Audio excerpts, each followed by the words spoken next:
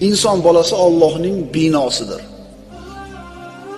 Mana shu binoni vayron qilgan inson mal'un, la'natidir.